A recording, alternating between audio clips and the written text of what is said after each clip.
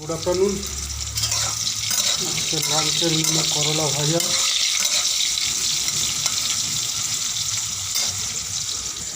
পুঁটি মাছ, সজনের ডাঁটা, আলু বেগুন দিয়ে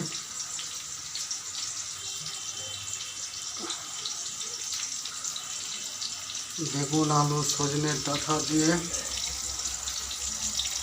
পুঁটি মাছের ঝোল আর করলা ভাজা আজকে লাঞ্চে।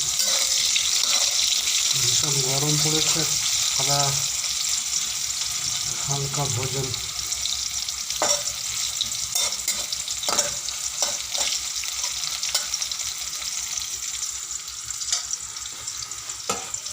আটা মেখেছি, রুটি ভাজবো।